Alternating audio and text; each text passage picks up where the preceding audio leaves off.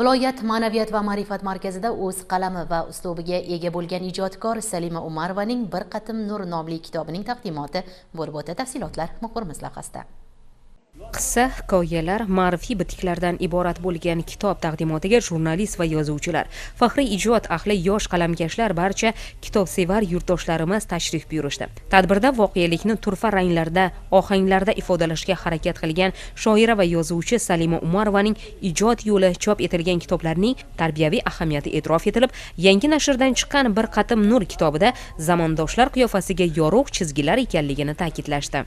Kitobning nomiga e'tibor bersak, bir qatim nur degani shu insonning ko'ngliga, vujudiga yaxshilikning, ma'rifatning, ma'naviyatning nur bo'lib kirishiga bir ishora. Men kitobni to'liq o'qib chiqdim. Kitobda o'sha Vafo Fayzullohning yaxshi kirish so'zi bor.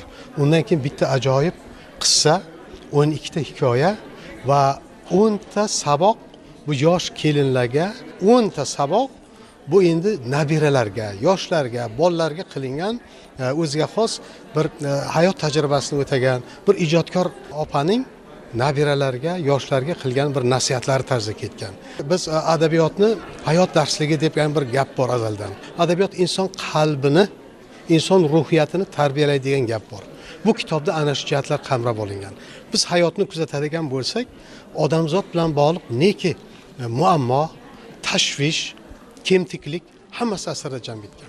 O'zbekiston Yozuvchilar uyushmasi homiyligida chop etilgan kitobda shoira Salima Umarovaning nasriy ijodi sara namunalari jamlangan.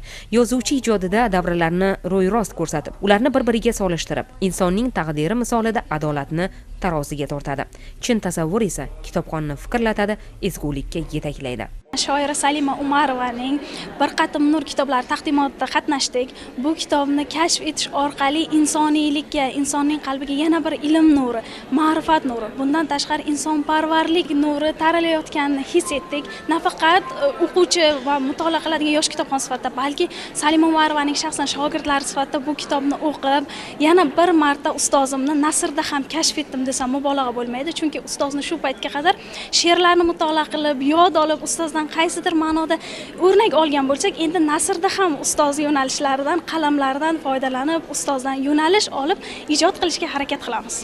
Jurnalist Salima Umarovaning bugunga qadar 15 ta kitobi chop etilgan. Ijodkor, shoir va adib sifatida muxlislar orttirdi. Yoshlarni ortidan ergashtirdi. Jurnalist sifatida el ichida yurib, ularning quvonch va tashvishlari oralab yozilgan Bir qatim nur kitobi Yangi yil arafasida kitobsevarlarga ajoyib tuhfa bo'ldi.